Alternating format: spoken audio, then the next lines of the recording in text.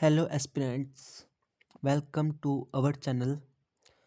आप अगर SSC, railway या किसी भी गवर्नमेंट एग्ज़ाम की तैयारी कर रहे हैं तो ये वीडियो आपके लिए बहुत इम्पोर्टेंट है। आज हम कवर करेंगे top most current affair questions. ये वो क्वेश्चन है जो एग्ज़ाम के जो टॉपिक पूछे जाते हैं उनमें से लिए गए हैं, जैसे government schemes and international news में से लिए गए हैं। इसे एक मिनी मॉक टेस्ट की तरह लीजिए, पेन और पेपर रेडी रखिए और देखते हैं आप कितना स्कोर कर पाते हैं। चलिए शुरू करते हैं बिना देरी से। तो देखते हैं अपना फर्स्ट क्वेश्चन।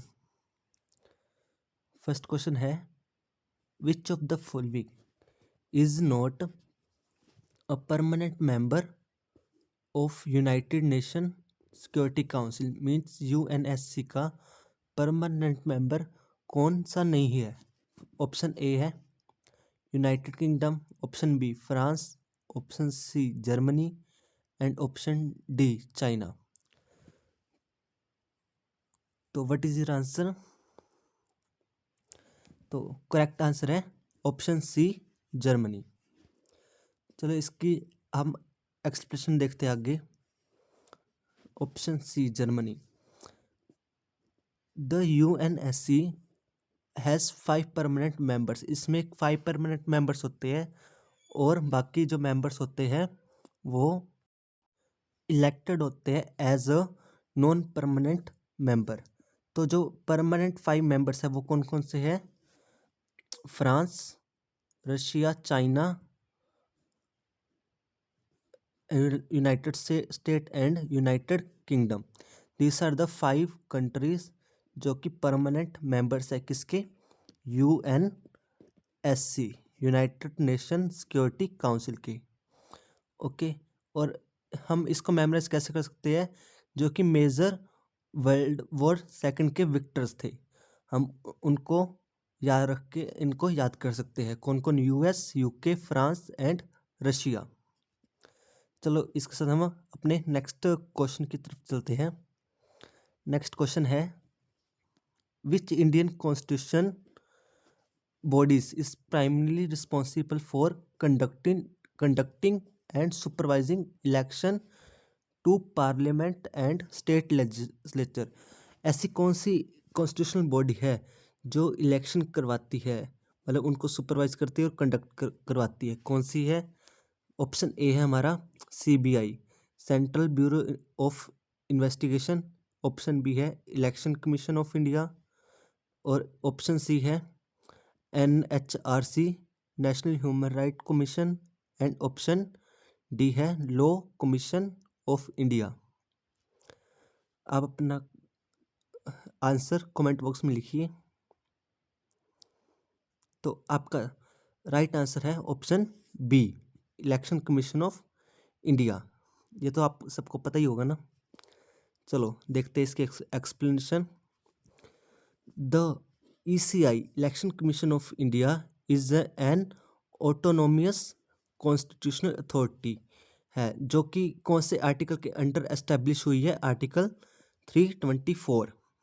ओके, और ये जो जितने हमारे कंट्री में इलेक्शन होते हैं इंडिया में वो सारे ये ही कंडक्ट कराती है। कौन कौन से होते हैं? Office office of president, vice president, parliament, state legislature, almost जो सारे होते हैं इलेक्शन वो इलेक्शन कमीशन ऑफ इंडिया ही करवाती है। और ये कौन से आर्टिकल के अंडर बनी थी? आर्टिकल 324। और ये एक फ्री बॉडी है, central role in free and fair election. इनका इसका काम है कि फ्री एंड फेयर इलेक्शन करवाने का। तो इसके साथ हम बढ़ते अपने नेक्स्ट क्वेश्चन पे। तो question number 3, which Indian initiative aim to make the public sector data available to citizen and entrepreneur in machine readable and format to foster innovation and transparency. मतलब ऐसी कौन सी इनिशिएटिव हुआ है जिसका एम है कि जो सेक्टर डाटा है वो अवेलेबल कराना किसको, सिटीजन और एंटरप्रेन्योर्स को, कि क्या हो सके, फोस्टर इनोवेशन एंड ट्रांसपेरेंसी आ सके। तो ऑप्शन ए है आपका made make in India. Option B है open government data OGD platform India या skill India, and option D है स्टार्टअप इंडिया। तो आप करेक्ट ऑप्शन कमेंट बॉक्स में लिखिए। तो इसका करेक्ट ऑप्शन है option B, open government data OGD platform India. चलो इसके देखते हैं एक्सप्लेनेशन। इसकी एक्सप्लेनेशन क्या है? द ओजीडी प्लेटफॉर्म इंडिया, जो ओपन गवर्नमेंट डाटा है, वो उनकी जो साइट है वो क्या है, data.gov.in। It is a national portal for open data, and ये जो प्रोवाइड कराते हैं, क्या करवाते हैं, डाटा सेट्स प्रोवाइड करता है, जो कि किसके द्वारा पब्लिश किया गया है, ministers, departments, state government and public sectors. और ये आइडिया है क्या? The idea is to promote transparency, accountability and innovations by enabling reuse government data. मतलब हम उस गवर्नमेंट डाटा को दोबारा से यूज़ कर सकें। ओके। और टिप क्या है कि जो इसकी साइट है, साइट कौन सी है, data.gov.in। हम इसको ऐसे सोच सकते हैं कि open data equal to open innovation. And next है which of the following is primary objective of the international solar alliance. International solar alliance का ऑब्जेक्टिव क्या है? अब है ऑप्शन ए।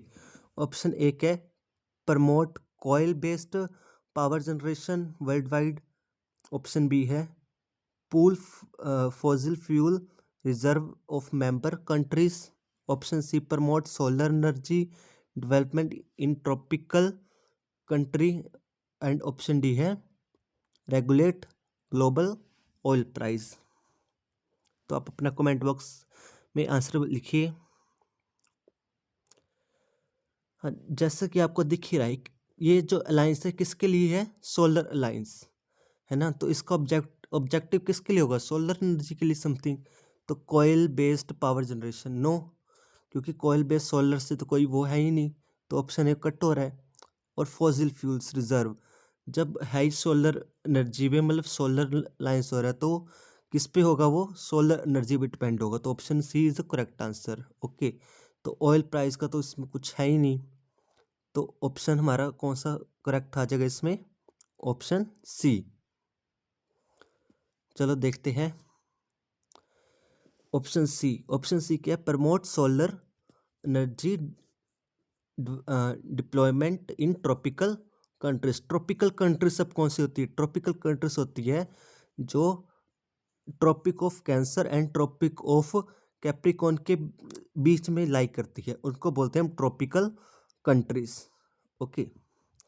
तो ये लॉन्च किसके द्वारा किया गया है, ये लॉन्च हुआ है इंडिया एंड फ्रांस के द्वारा।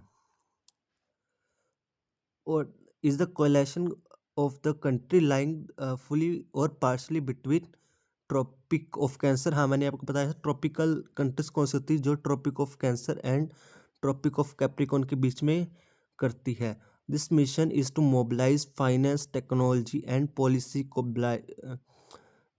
Collaboration, accelerate the solar energy, और सोलर एनर्जी को बढ़ाना ही इसका क्या है, मिशन है, मेन मोटिव है। तो इसके साथ हम अपने नेक्स्ट क्वेश्चन पे को देखते हैं। नेक्स्ट क्वेश्चन है what does the term GAAR stand for in tax policy decision. जो टैक्स पॉलिसी डिसीजन है उसमें इसकी फुल फॉर्म क्या है। ऑप्शन ए है आपका general anti avoidance rule. Option B है global accounting and reporting. Option C है government asset allocation regulation and option D है general agreement on assignment rules. आप अपना आंसर कमेंट बॉक्स में लिखिए। तो इसका करेक्ट आंसर है option A general anti avoidance rule. Yes, तो GARR refers to anti general anti avoidance rule. Okay, ये है क्या कि कर्ब टैक्स अवॉइडेंस के बेस से बनाया गया है। ओके, और रिमेंबर रखना ए से क्या है, एंटी अवॉइडेंस है। ठीक है, और नेक्स्ट क्वेश्चन है हमारा, which body issue the India monetary policy framework target for inflation. मतलब इन्फ्लेशन को टारगेट मतलब करने के लिए कौन सी इंडियन बॉडी है वो रिस्पॉन्सिबल है, कौन सी बॉडी करती है। ऑप्शन ए है आपका ministry of finance, option B है reserve bank of India, option C है security and exchange board of India and option D है फाइनेंस कमीशन। तो आप सबको पता ही होगा मॉनेटरी पॉलिसी जो है वो कौन करता है, कौन रेगुलेट करता है, कौन करता है, आरबीआई। और आपको पता ही है मॉनेटरी पॉलिसी में क्या क्या होता है, हमारा CRR होता है ना, और SLR होता है, repo rate, reverse repo rate वगैरह सभी चीज़ें कौन है, मॉनेटरी पॉलिसी में आती है। और ये कौन रेगुलेट करता है, रिजर्व बैंक ऑफ इंडिया। चलो हम देखते हैं इसके एक्सप्लेनेशन क्या है। Under the flexible inflation target framework, RBI is responsible for achieving inflation target set by the government of India। मतलब जो इन्फ्लेशन को टारगेट करता है वो कौन करता है, RBI। ओके, और अब जो हम इन्फ्लेशन को टारगेट करते हैं वो जो उसकी स्पेसिफिक टर्म है वो कौन सी है, कंज्यूमर प्राइस इंडेक्स। मतलब CPI से हम उसे डिनोट कर मतलब कैलकुलेट करते हैं। ठीक है, और आरबीआई का काम क्या होता है, मॉनेटरी पॉलिसी को या इन्फ्लेशन को कंट्रोल करना। ठीक है, एंड या उनको एडजस्ट करना, यही है आरबीआई का काम। नेक्स्ट, और आरबीआई को हम क्या कहते हैं, बैंक और ऑफ इंडिया भी कहते हैं। ठीक है, नेक्स्ट क्वेश्चन है,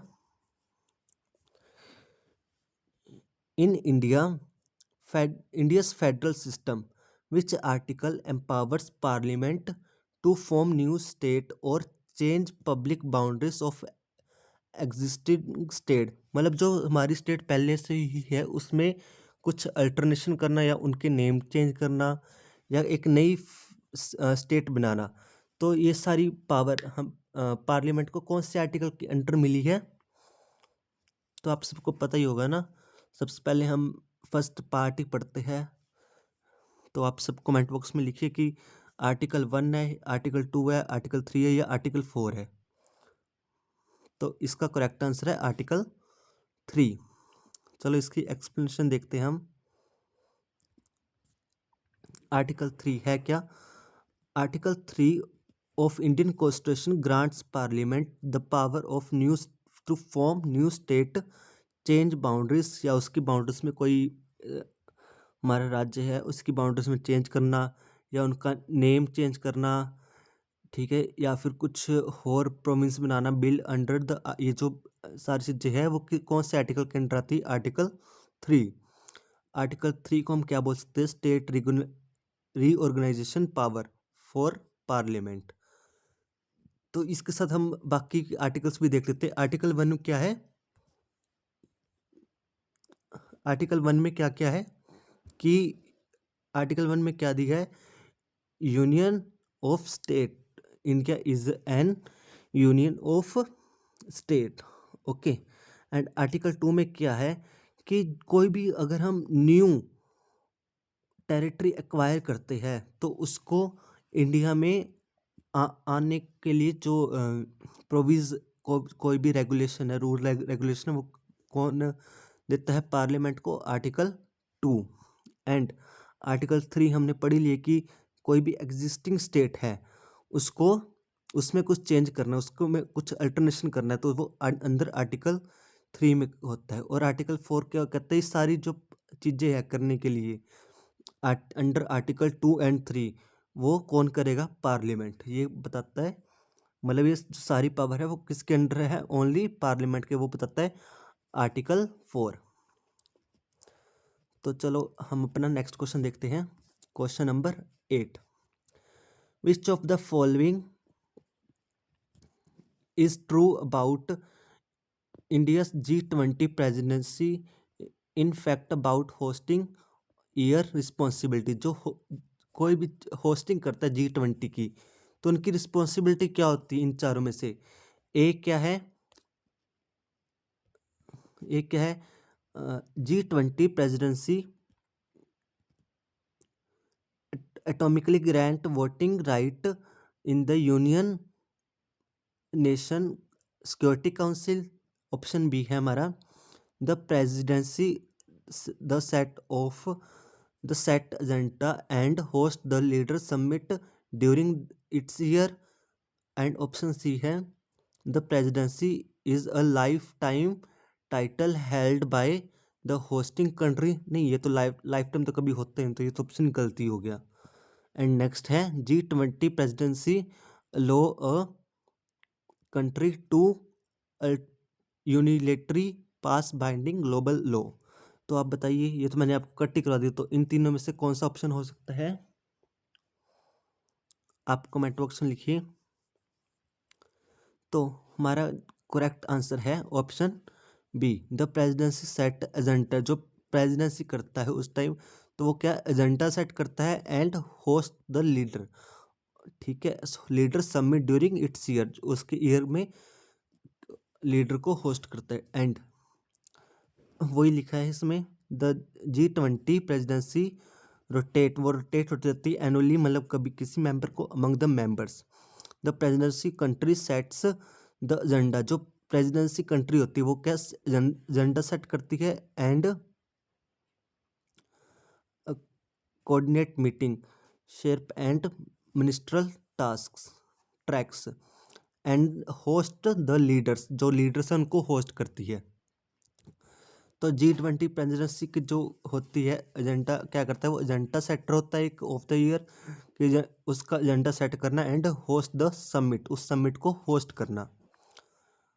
अवर next question is which of the following breed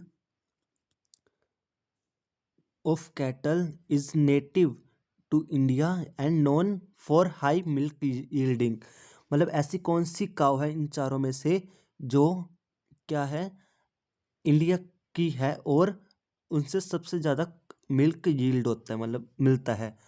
option A है जर्सी, ऑप्शन बी है Holstein Friesian, and option C है गिर, एंड ऑप्शन डी है एंगस। तो व्हाट इज योर आंसर? इसका करेक्ट आंसर है ऑप्शन सी गिर।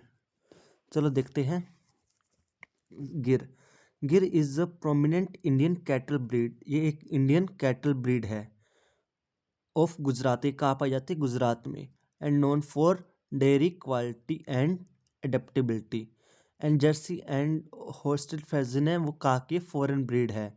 ठीक है, और हाई मिल्क यील्डिंग इम्पोर्टेड, मतलब ये हम इनको इम्पोर्ट करते हैं। एंड गिर एंड द एंगस है वो एक बीफ कैटल ब्रीड है। तो गिर गिर क्या है? इंडियन डेयरी ब्रीड्स जिससे हमें सबसे ज़्यादा मिल्क मिलता है। तो चलो देखते हैं अपना नेक्स्ट क्वेश्चन। हाँ, this is your homework question. अब है आपका होमवर्क क्वेश्चन, इसका जवाब आप नीचे कमेंट बॉक्स में देना। Under which ambitious project where cheetahs reintroduced to India from Namibia and South Africa after being declared extinct in the country in 1952.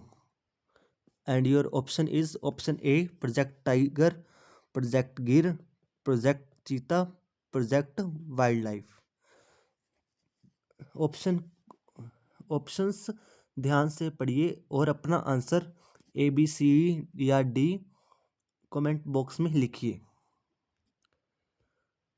जिसका आंसर सही होगा हम उसके कमेंट को लाइक करेंगे। अगर आपको वीडियो अच्छी लगे तो लाइक ज़रूर करें और हम चैनल को सब्सक्राइब कर ले। मिलते हैं नेक्स्ट वीडियो के लिए। जय हिंद।